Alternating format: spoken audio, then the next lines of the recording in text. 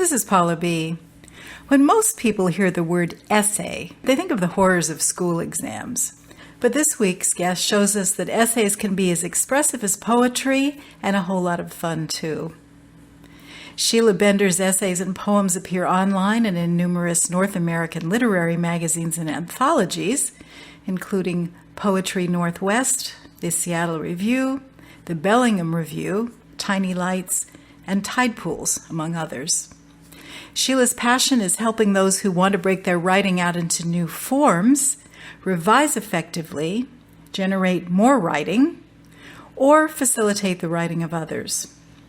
In the last 3 decades, she has worked with hundreds of people in colleges, universities, and workshops, helping them write personal essays, poetry, and writers' journals, and allow writing a serious place in their lives.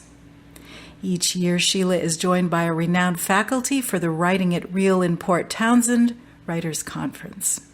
Welcome to the Writing Show, Sheila. It's a pleasure to have you with us. It's a pleasure to be here. Thank you. This is a really different topic, personal essays, and I can't wait to get into it. So maybe you could start by telling us what a personal essay is. Well, as with all genres these days, definitions cover a wide territory. So a personal essay, one way to think of it is that the personal essayist uses the pronoun I and is very happy to be relating experience that they've had or perceptions that they've gleaned from their experience or others' experience.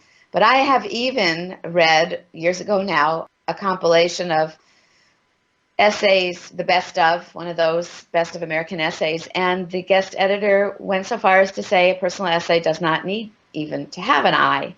So I think that any definition can probably be altered to work, but I think in its basic meaning, the personal essay is an essay that honors an individual, the writer's experience and the way they take the world in through their 5 senses and the way they come to insight and discovery. And for me, my own private definition is that a personal essay must include some sense of insight or discovery, some sense of making something new from an experience that was lived. Could you just maybe contrast that with other types of essays, just so I don't want to belabor the definition thing, but there are other things I think that might maybe be confused with that. Yeah, and I think that's actually a really valid and important question, since the word essay is a really heavy word because we learned it in school and we did essay writing and we think that essays are about expounding knowledge and written by, very studied and smart people. We think of them too as the argument and persuasion sort of piece, an op-ed piece.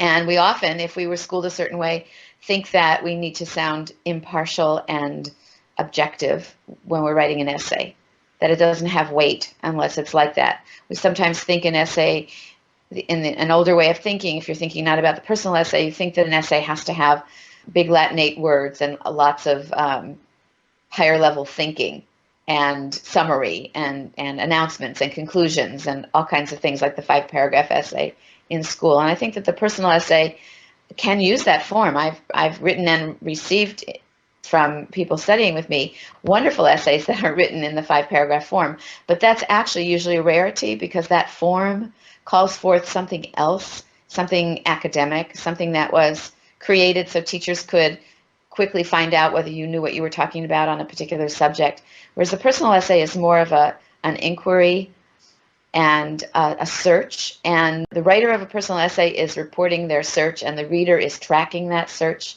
towards this insight or discovery. So it doesn't generally have an introduction, 3 body paragraphs, and a conclusion.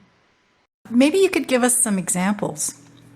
Okay, well, a book that just popped into my mind right now that I've enjoyed a lot is a book called Notes from a Queen-Size Bed, and it's by an East Coast author, Mimi Schwartz. And it's essays that are written from the experience of being in a long-term marriage, and hence the title. And they're wonderful essays that include descriptions of her mother's 80-something 80th maybe, or even older than that, birthday, where the whole family goes to a bed and breakfast in a Catskill mountain town. and the usual family antics occur, and it's a kind of evocation of the family and the strategies they all use with one another and the exhaustion of it all. There are a lot of collections that I admire that are collections of personal essays, so they're a little easier to get your hands on if you're a reader than an essay, or a lot of them appear in literary journals or back pages of glossy magazines, but the collections are probably what I'll talk about since you can actually find them easily. One is called Riddle Song, and it's by a writer named Rebecca McClanahan, who used to be in New York, and now she's in one of the Carolinas. And it's a beautiful collection of essays about, I would say that the tone of it is about being a woman for whom her nieces are really important. She does not have her own children, and her relationship with her mother and sister and grandmother and nieces is a theme in the book. Philip Lopate's, it's almost the Bible of the personal essay. It's called The Art of the Personal Essay. It was published, well, maybe 15 or so years ago now, and it's a huge collection of personal essays dating back to Montaigne, who's considered the father of them, and maybe even before that, and then on into the 90s. People can read brief ones online in a magazine called Brevity.com, which is devoted to what he calls brief or sudden nonfiction. So that's a place to find a lot of them. It sounds like there's a similarity in some ways to a memoir, but shorter. Well, some people call the personality memoir. That's what I mean. The definitions are a little loose lately. People have written memoir as a series of personal essays. There's a book called Safekeeping by Abigail Thomas. That's a lovely short memoir, and it's actually stories from life, and I think that is in the subtitle. They're very linked, and I would say that people who are, the distinction would be, to my mind, people who are set about to write a memoir are usually thinking about a topic or a particular time in their life when, say, they were living with gorillas in Africa or going to study elephants. Someone I work with goes repeatedly to Africa to be with elephants. And she's writing about elephants and her time with them. And it's a book, and there's a story arc, and there's a beginning, middle, and end to the story of this time with elephants. And so I think for me, memoir means something longer, book length, and a personal essay it may cover lots of time, but it also might not. And it's typically somewhere between 1 and 10 pages. You just said that a memoir has a beginning, middle, and end. Does that mean that a personal essay doesn't? Yes, a personal essay does have a beginning, middle, and end, but I think I was saying that the book itself, that has chapters. And when you put a collection of essays together for a book, they're linked in some way, and there is something that's advancing, some emotional theme, but it doesn't have a arc of story in the way a novel or a memoir do, where you're grounded in one place with the author, and you go on a longer journey in some way in the memoir before the ending. In a personal essay, you might go through a very deep journey like you would in a poem, but it's not a journey through time in the same way, if that makes sense. If you were to think about the difference between a collection of poems and a memoir, you might be closer to the idea of the difference between a collection of personal essays and a memoir. And lots of people don't make collections of personal essays, and yet they send individual ones out for publication. They stand alone, and they certainly do have a beginning, middle, and end, but it's a different thing than the arc of story. Right, I understand. Kind of like a short story collection, maybe. Something like that. Yeah, okay, yeah. The relationship, the difference between any collection of shorter pieces versus a novel or a longer biographical work. So, it's hard. It really, really is hard to put definitions to work these days. I just began reading a book. It's a novel, and it's told in very short vignettes that are almost like prose poems. And so, we think, well, what is this? What is this? And I have to come up with the idea that it's a novel. But it could also look like a collection of prose poems. And Deborah Tall, the late poet Deborah Tall, was connected with Seneca Review. And she has a memoir it's like a long narrative poem but it's called a memoir, and so a lyric memoir. So things are really merging, and I think that there are so many models that you could write from, and you just kind of read and read and read, and then your own voice pops out in whatever version of the personal essay suits your voice. Is that confusing? No, it's not. I think it is. I mean, I go out to teach, and people say, well, what's the difference between a lyric essay and a prose poem? And what's the difference between a short story and sudden fiction? And one of the things I think people just have to remember is that writing didn't used to be labeled.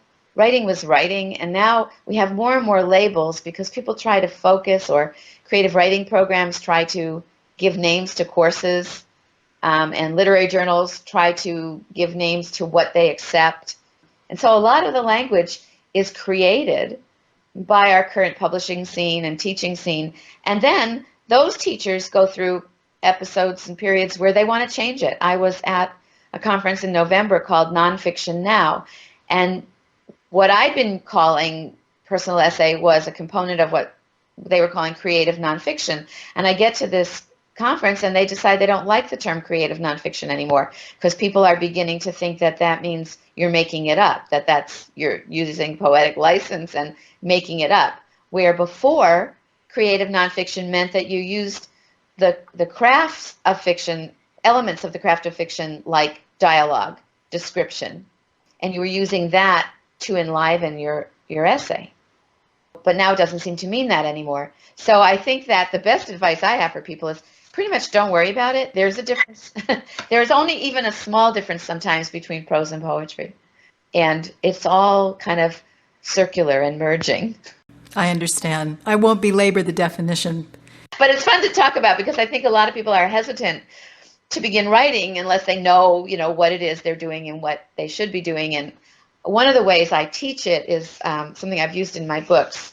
One of them is called Writing and Publishing Personal Essays, is I have used rhetorical organizational forms like description, narration, comparison and contrast, how to, definition, classification, division, some of the kind of classic rhetorical forms, and shown people how you can use this to organize your experience, and you can write a wonderful personal essay using that. And so I think that this discussion is worthwhile because I think that people need to feel sturdy when they start this and have to put their feet somewhere. So I hope this kind of amorphous definition is helpful. Well, let's talk about actually how you write one. Maybe you could give us a few tips. Okay. That's a really big question, so I'll try to break it down. For me, the personal essay is a cousin to the poem, to poetry. When you sit down to write a poem, you have a strong feeling, and you need to evoke that feeling. You need to capture this moment and make of it something deeper than a fleeting moment. It's a way of preserving time, a way of finding insight.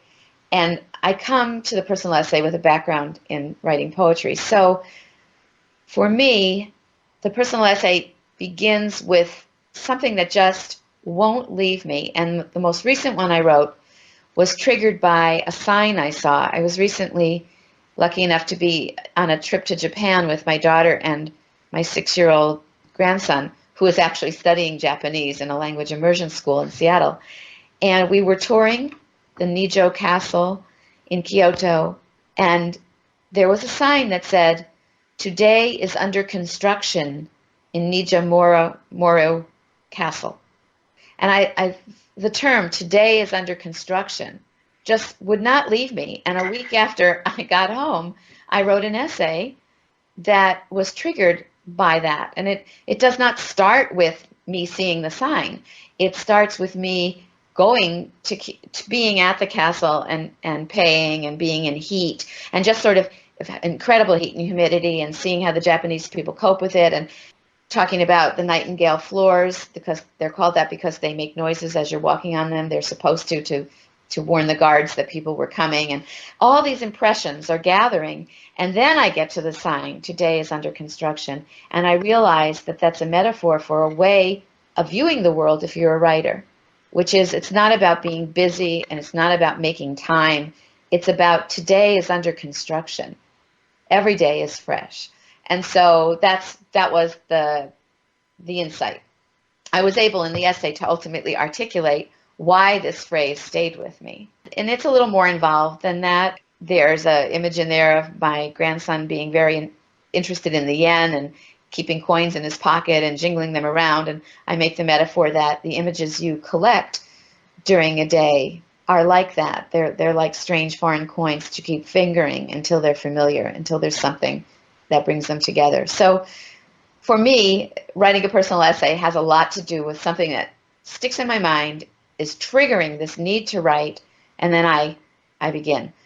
Sometimes, though, you can begin with a question that's forced upon you by somebody like a teacher and couple it with a strategy for investigation. So, for instance, a successful one that I use a lot and is in my books is one where I ask people to think about a time when they lost someone, something, or some opportunity, and to write about it in the narrative form, tell the story of losing that. And invariably, there's also something found. It's one of these poetic opportunities that occurs whether you're writing poetry or a personal essay, in that you cannot really talk about loss without talking about something found. You can't talk about death without talking about life. And there's a term for it in poetry called negative capability, coined by Keats, that a good poem, and I think a good personal essay, includes one thing and its opposite. We kind of celebrate all of life. And so you can explore your life by, you could write multiple essays describing something or someone or some opportunity you lost. And there's another one I do, which is spurred by a kind of before and after thinking, this is how I used to be, this is how I am now. Or another way of saying that is, all of us carry around an idealized version of our lives, whether it's from a teacher or a parent, some expectation that was put on us, or our own. And the actuality of our lives is usually in contrast to that idealized version. So I often have people do what we call a comparison contrast personal essay by describing the idealized version and then saying, making a turn to how it really is. And wonderful insight comes from that. Most people realize that the life they are leading is by far the one they want to be leading, as opposed to the one that they think they should be leading. So that's a good description of some ways of coming at the craft, either through image triggers or structural components. Some things not to do in a personal essay is do not shy away from saying I, even though you were taught that. If in the end your writing has too many I's in it, you can edit them out by sentence combining. There's lots of ways to sort of take the redundancy of repetition out if it's not of value. So I would say never avoid the I. If you didn't hear it, touch it, taste it, smell it, whatever else I'm missing, hear it, then how would you know about it? That's ultimately what I think as a writer and as a reader. It's like, this is a person talking to me. They had to have been there or closely heard about it to be reporting to me. So I want them to involve their senses and create an experience on the page for me that I can also use my five senses to pick up and live through. So to avoid would be summarizing rather than giving the sensory impressions. To avoid would be telling me how I as a reader should feel, as opposed to allowing me to feel it from the sense information you're giving me. Exposition's tricky in writing the personal essay. You don't want to fill up your whole essay with setup and background and stuff you think the reader needs to know. You want that all to somehow come through the experience that you're portraying on the page. Big conclusions, I think we don't need those, because the moment of discovering insight is, as one writer called it, a two-way mirror. There is this moment where it's as if the reader and the writer are looking at each other, and that doesn't happen in big expository conclusions. So a lot of writing the personal essay is trusting your need to write it, trusting your images like we do in poetry, and getting over what you learned in school about the 5-paragraph essay. It sounds like one of the objectives or one of the strategies that you use is the same as for fiction, which is show, don't tell. And for poetry, same thing. Right. I know you mentioned things not to do, but I'm just wondering if there are other big mistakes that people make when they write personal essays. I don't know if mistakes is the right word, but Yeah, but there's things that keep the essay from being fully manifest. And I think that when you're writing, by the way, you just write. You write from beginning to end as best as you can. And then you look back and you go, okay, where was the opportunity that I missed to show, don't tell? Where did I skip over something important that the readers would want to know, that I know, but somehow didn't get on the page? So I think all of us make mistakes in our first draft, but instead of calling it a mistake, perhaps we can just say it's a placeholder, and we're going to look back and find what opportunity we have for further developing the work. So one mistake that people make is thinking that the reader doesn't want to know something and that they'll somehow bore the reader with the actual details so they don't put them in. And I'm not saying that we need every single detail, and I'm not saying that we wouldn't bore the reader with too much, but I think that people often err on the other side. And I like to tell this story because it kind of drives the point home. I had a student who was having trouble doing the first essay in a class, and the first essay was a description essay. And what I had asked the class to do was describe a place or an event or a person that they had strong feelings about, either love or hate. And she was having a really hard time starting. And we took a walk, and she said to me, well, I grew up in a logging camp. You know how that is. And of course, I had no idea how that is. I grew up in a suburb in New Jersey.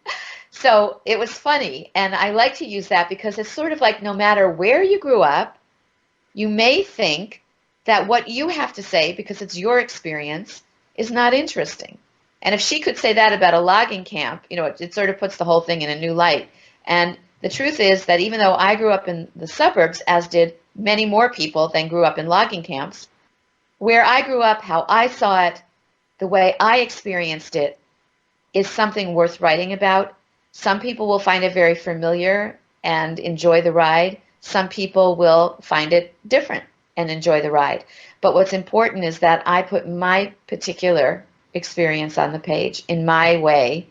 And a lot of us make the mistake of thinking that we have nothing to write about because our life is not that different than anyone else's, or, the reader already knows what we have to say, or whatever we can think of is not important and is boring. And if you're committed to writing and yet you bring those feelings along, you ultimately produce something that readers can't get their feet in. They don't know what you're talking about. They don't have any sense impressions. They feel like you're leaving them out. And so I think that's a hurdle that a lot of us have to get over in order to write the personal essay well. What other sorts of fears do people have when they try to write personal essays? All right, so we've kind of covered the fear that they'll be boring or fear that they don't have anything worthwhile to say. They often fear that they have no right to say what they have to say, that if they're telling a difficult story of a family experience, say, they feel like, well, it's not fair to the others. And actually, most of us who write personal essays feel that we can only tell our story. If the other people want to tell their story, then they can tell their story. And we make it clear in one way or another that this is our view into it. We were 6 when we saw or heard this happening. This is how it was to us at 6, say, or 12, or whatever. And we don't claim to be telling someone else's story. So I think that one fear is that we're going to spill the beans and we have no right to. Another fear is that it's just uncomfortable to... What a poem does, Wordsworth said, poetry is one man's, I would say one person's insides speaking to another's. And I think the personal essay is doing that too. And it makes us very vulnerable, and it's scary. And so that's a fear, just of being that vulnerable. So sometimes whether or not we're worried what other people think, it's just frightening to be vulnerable. And we have a lot of ego strength in us that tries to protect us from being vulnerable. And we have to get over that, and it's hard. I think those are the 2 biggest fears. And some people fear that what they have inside is so much larger and better than how it appears when they first write it. So I think we have to get over the fear of our first draft and just cope and say, okay, well, at least there's something on the page, and now I can work further. Because I don't think it actually happens the translation from what's in our hearts and minds to a finished essay requires writing and re-seeing and revising. You can't do it without that part of the process. So I guess a fear of what others will think, fear of being vulnerable, and fear that we're not up to the task of writing good material are the basic fears. If somebody can't take a walk with you, what sort of tools or strategies can they use to try to conquer those fears? I think having trusted listeners to your work in progress is essential. And that trusted listener can almost be anybody. A lot of us have writing groups, and supportive writing groups are very valuable. It can be a child, it can be a friend, it can be a relative. Generally, it's a little hard for it to be a spouse because it just leads to all kinds of other issues of, feeling misunderstood, and whatever. But if there's someone in your writing life that you can read an early draft to and ask them 3 questions, I'll tell you those questions, you're going to start to have more trust in yourself as a writer. And in fact, I do this with writing groups and with students because I believe so much in these questions. And on my website, it's something that people can read. It's called the 3-step response method, and it's under sample articles in my Writing It Real magazine. Here are the questions. Repeat back, well, this is kind of a request. Can you repeat back to me some of the words and phrases that stuck with you? And it doesn't matter why or how many or which ones, whatever stuck. They just say it back. Natalie Goldberg does something like this. She calls it say back, I think. I call it Velcro words. Just every writer, before they're willing to listen further, needs to know that they were heard. And this is really the best way I can imagine that people know they were heard, is if, 10 minutes ago I didn't have these phrases in my head and now I do because you said them. So that's the first one. The second one is about feelings. Can you tell me how this essay makes you feel? And usually people say, I feel sad because the dog died, or I feel very angry at the boyfriend for leaving, or I feel absolutely in awe of the author for knowing all this stuff about botany. And then the second kind of feeling you ask for is, so ultimately it's 4 questions, but 2 of them are about feeling. Are there places in my writing that keep you from enjoying the feeling the writing is giving you, such as places where you're frustrated or confused or feel left out of knowing something, or think things are going too fast or too slow? And then lastly, I ask, where are you curious to know more? And I let that person ask me questions. And when I put this information together, I don't actually feel as a writer that I have to answer every question or take care of everything, but it gives me guidance for what I'm going to do next. And it keeps an essay going. And actually, the more trusted your listener or listeners, the more raw the material you give them, the quicker you're going to get to the next stage of your writing, because they're going to let you know a lot of things that you might have struggled with on your own. And typically we find that these places that we thought were just silly, they think are amazing and wonderful. Things that we were too shy to put in, they really want to know. It's like a self-correcting. In preschool, which I used to teach a long time ago, they called scissor cutting a self-correcting exercise. Like, no one really teaches a kid to cut, but eventually they cut on the line.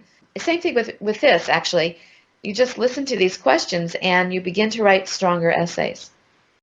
That's really interesting. The questions are they don't really have a lot to do with the words. I mean, you say phrases that stick, but they don't have to do with how your grammar and your phrasing and your construction and all the mechanical things that you normally pay attention to.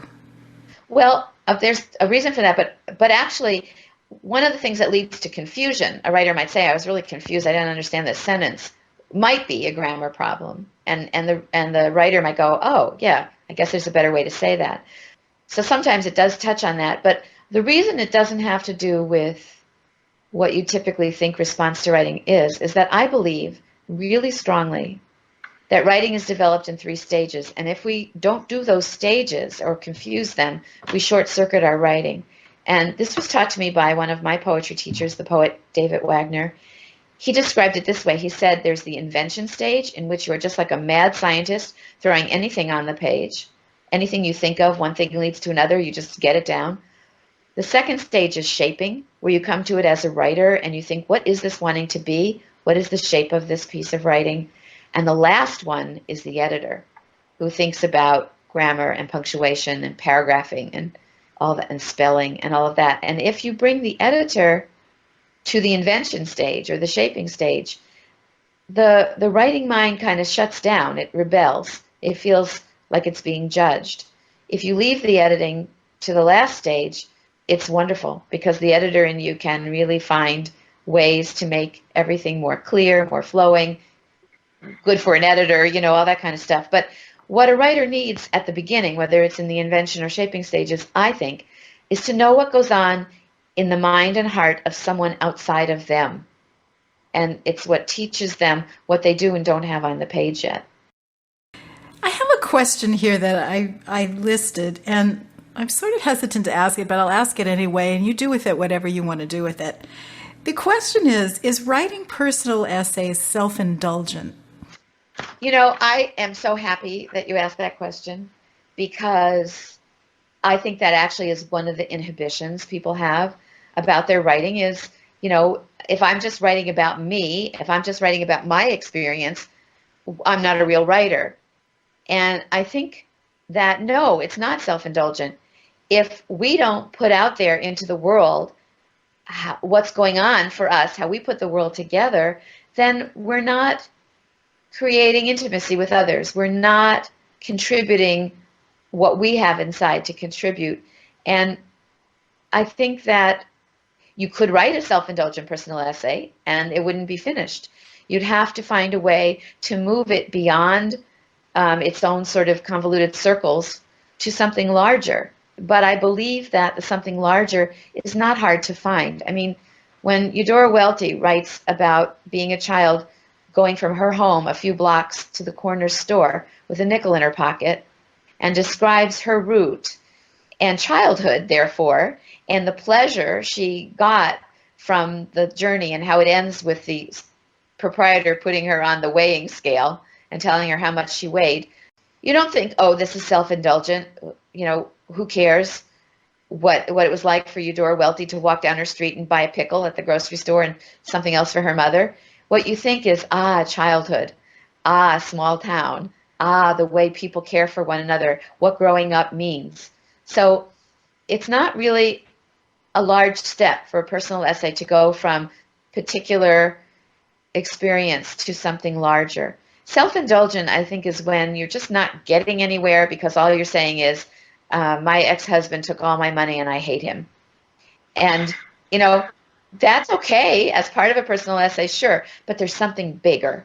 And I think that the reason people, if they ever do write a self-indulgent one, the reason that happens is because they're not allowing the possible structures of the craft to get them out of that self-indulgence.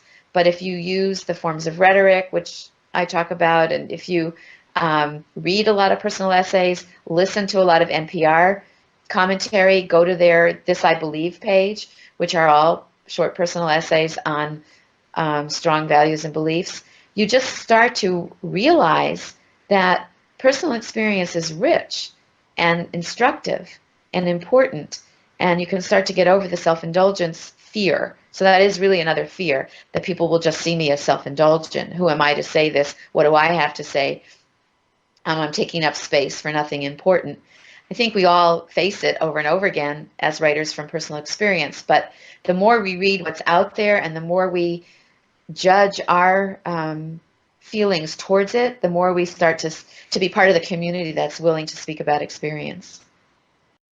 I'd like to talk for a moment about the issue of emotional involvement, because it seems to me that, well, I have a question.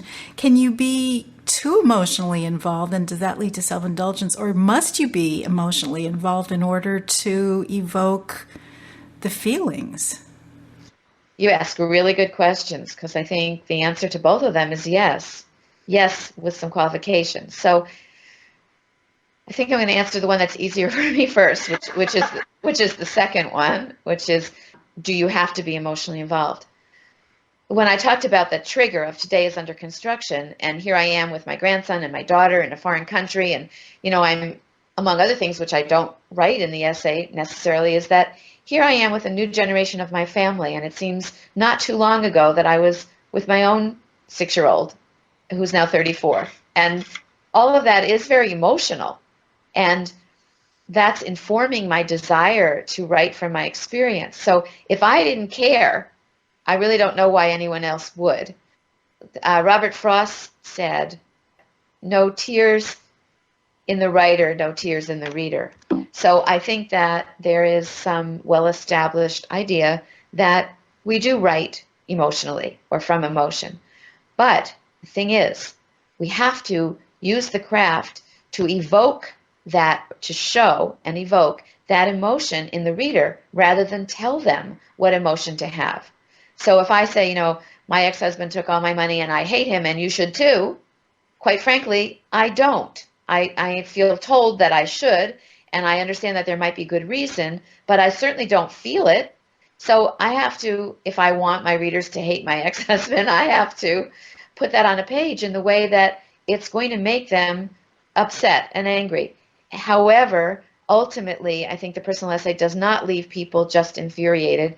It leaves them shaking their head at the human situation, feeling empathy for the writer, maybe feeling proud of her for being able to go forward if that's part of the essay. So, yes, you have to be emotionally involved, but when you're writing, you actually, although you have tears, you sort of write past them, and there gets to be this place where your writing is so involving, and the pleasure you're getting just from following it along and making it better kind of puts you on a more steady emotional path, and you might not cry again till you read it in front of somebody else and they have tears in their eyes.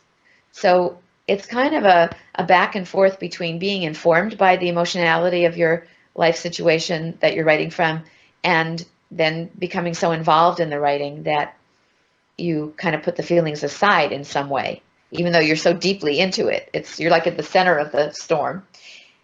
And the other question is, can you be so emotionally involved that you can't write yet from it? And I think the answer is absolutely yes. And the writer Nahid Rocklin is quoted in an interview I did with her for AWP Chronicles, and also reposted on my website magazine, writes about her girlhood in Iran.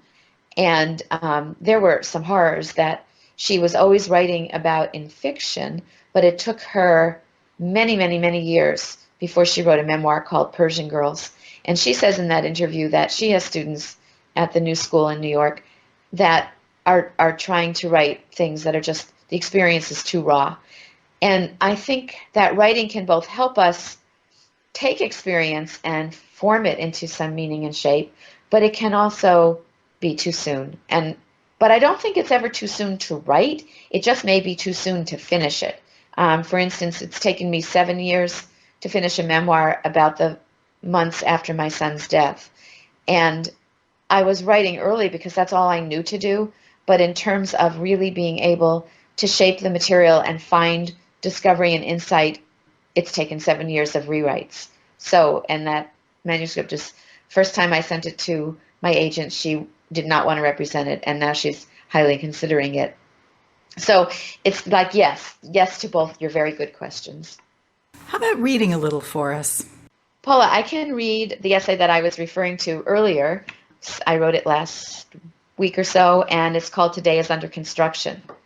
Built of timber over the years from 1601 to 1626, as a residence of the Tokugawa shoguns, the Nijo Castle in Kyoto is preserved as a UNESCO World Heritage Site. I walk in the July heat toward the building's large winged roof with my daughter Emily, one of her graduate students Lori, and my eldest grandson Toby. Along with scores of Japanese tourists, we pay our entrance fee in 100 yen coins and cross a moat. I see a sign that says no photographing or sketching allowed. For fear of being chastised, I decide that when I write in my notebook, I will keep it partly in my pocket. Lori and Emily have come to Japan for a linguistics conference. and I am here as nanny to 6-year-old Toby, who is about to begin his second year in a public school Japanese language immersion program. Emily, who is fluent in Japanese, has noticed that Toby is more willing to talk with her in Japanese when he is surrounded by kanji and speech sounds he recognizes. When she is at meetings and gatherings, he and I venture into restaurants and stores, and I happily listen to him help me out by ordering his soft-serve ice cream cone, vanilla. Some afternoons we watch CNN International about sports and the preparations for the Beijing Summer Olympics because the coverage is in English. When the newscast turns to the markets, I am ready to change the channel and find cartoons, but Toby exclaims, "Grandma, don't switch it. It's interesting. It's about the yen." He desires to know about the money he is handling each day. All day he fingers the 1 yen pieces we give him for his pocket.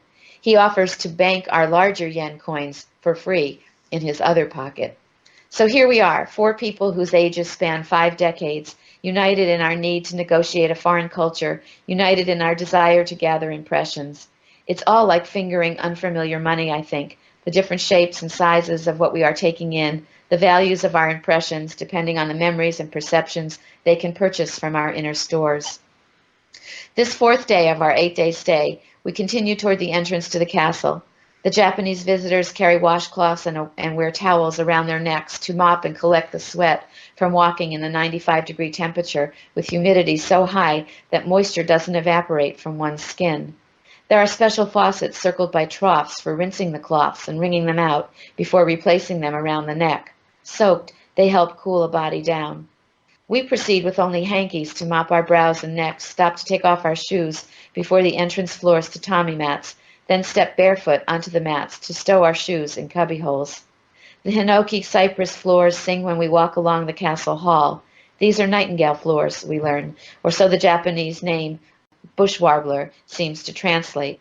The pressure of footsteps causes a delicate chirping when the slightly raised floorboards are depressed and rub nails against carefully placed clamps, making a sound meant to alert guards to castle intruders.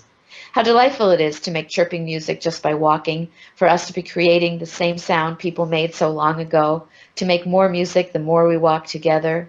I no longer feel like an intruder, a stray spark from the 21st century, carried inside the castle by a whimsical air current. Almost used to the sweat-soaked shirts that cling to our skin, we stop to view a wooden panel carved with peacocks on one side and 4-legged animals on the other, an achievement that amazes because on both sides the wood is carved through to the other side, yet each side's carvings appear to be of wildly different scenes and shapes. We cannot begin to figure out how the carvers planned the execution of this phenomenon. We leave that viewing enchanted, as I am sure the carvers meant us to leave, and I am pleased I have performed the same duty as so many before me. As we walk further along, we approach the Emperor's quarters and realize the Nightingale construction stops. Our footsteps no longer sing. Laurie conjectures that the Emperor wanted privacy concerning his stirrings, the female attendants in his quarters, and his sleep. We pass a sign telling us we will not be able to continue to view the other rooms in this part of the castle grounds because today is under construction in the Ninomaru Palace. Today is under construction. I like the idea of this, the way it makes me think of time as a making. Today is under construction. How different that feels from today is scheduled and today is busy.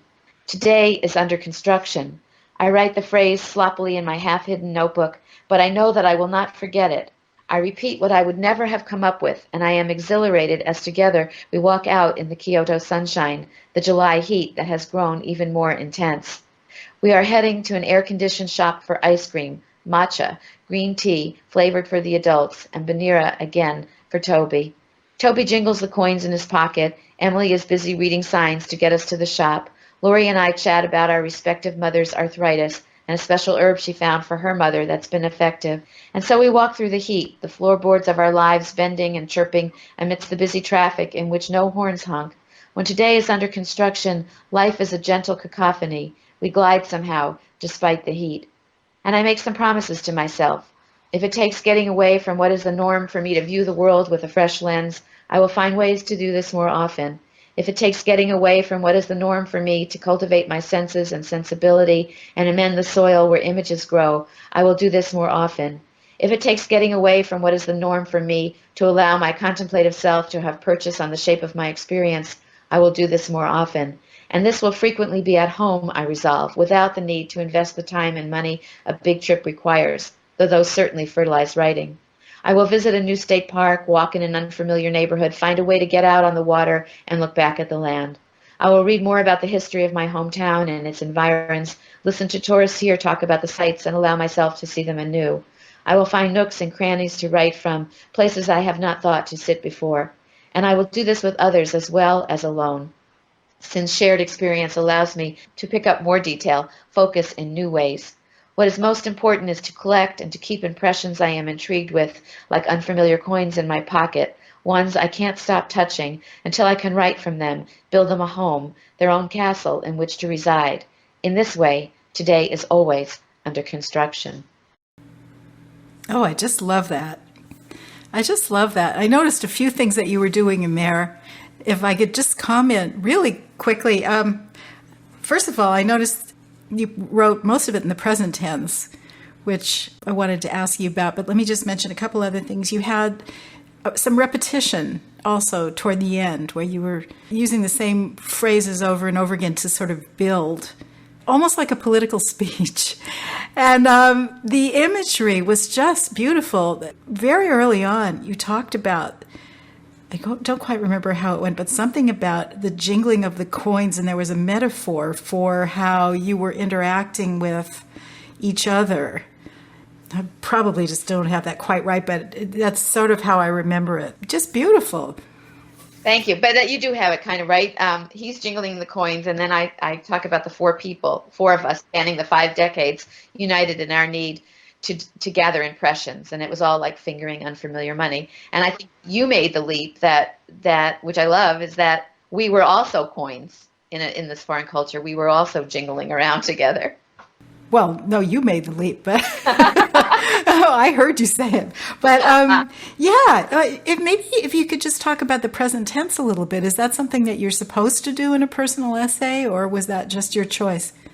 It's something you can do. I don't always do that, and I think this time I did it because as I look back and try to think, why did I do it that way?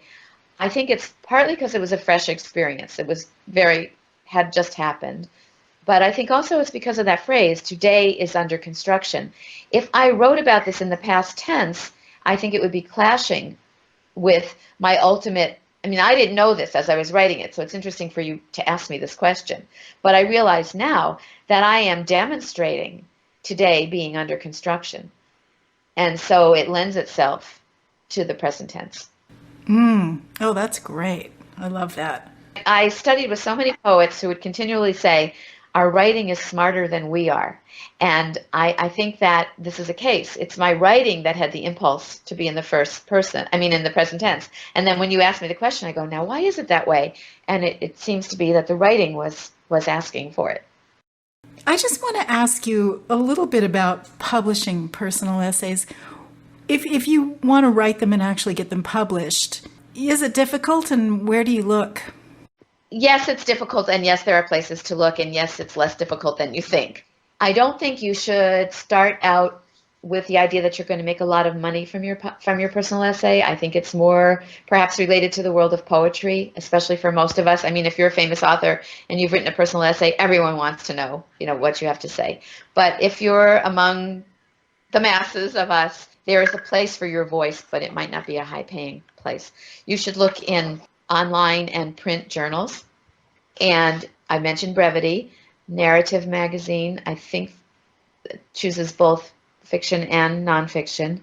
You should look to local newspapers, whether it's your neighborhood newspaper or your city or town newspaper, because there are usually places for personal essays. You might have an experience of the town that might be of interest to the paper. You might have a topic that's hot, like teenage drivers. You write it. And I know an essay by a woman in Tucson about her son being a new driver, and she's actually writes about the 3 kinds of phone calls you can get from him, and they all involve something about cars and driving. And she published it first in an area of Tucson local paper. So I think you've got to be resourceful to publish the personal essay, and you've got to read what's on the newsstands, and you've got to see who's publishing them. But any trip to a bookstore, small literary journal area, or the library is going to help. And so is, of course, the writer's market and any of the directories that talk about what presses are taking. But if you're a parent, for instance, and your writing includes a lot about your children, then you should look for sites online or magazines that have to do with parenting. Parenting Magazine has an online site as well as their regular magazine. There's something online called Literary Mama, which uses essays by women writers that have to do with family. Searches are pretty easy to do to kind of find your topic area. So I think start local, peruse the web for opportunities, and then, watch for contests. There's two sources that I think are very good that are either manuscripts wanted for anthologies of essays or contests. One is Poets and Writers. In their classified ads, there'll be, sometimes people want to do a themed anthology. And if you read through that, you might find that you have essays to submit or could write one. And then the other one is a creative writing opportunities listserv, which is very easy to sign up for. CRWROPPS-B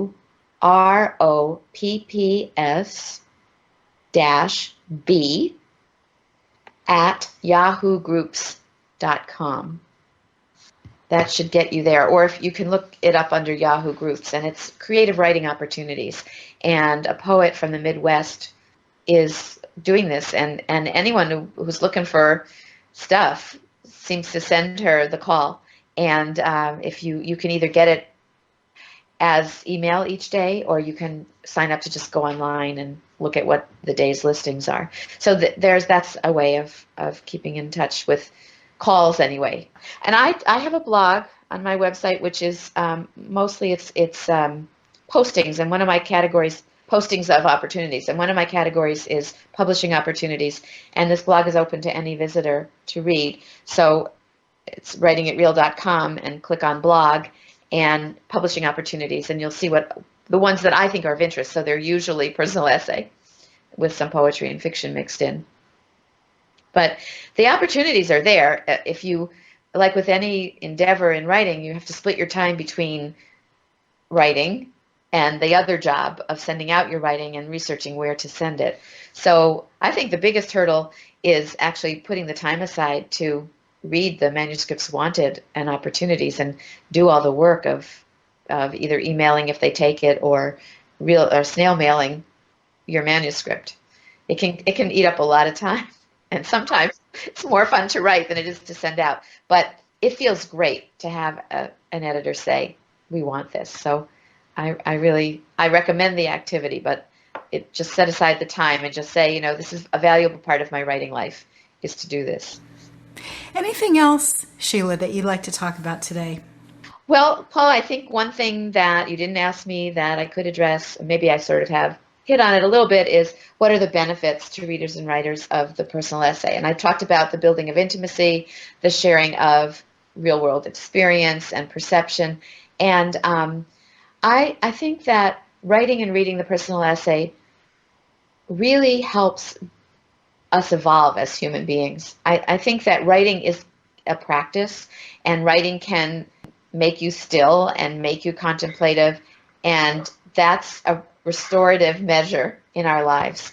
And then to come out of that state with something that's ultimately a gift for others in the form of your writing, I think is beyond expressing the value of that. I mean, if you move just one person, if you learn just one new thing about yourself, something extraordinary has happened. And I read a quote recently on a greeting card that said, "You may be only one person to the world, but to one person, you may be the world."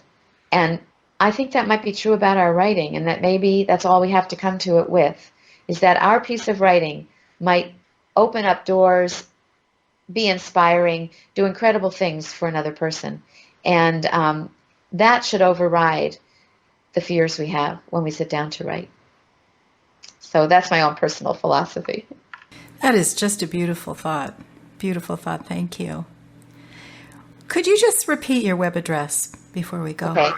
www.writingitreal.com. And I'm just going to spell it because I know listeners know what this is, but sometimes people wonder what I'm saying. So it's WRITINGITREAL.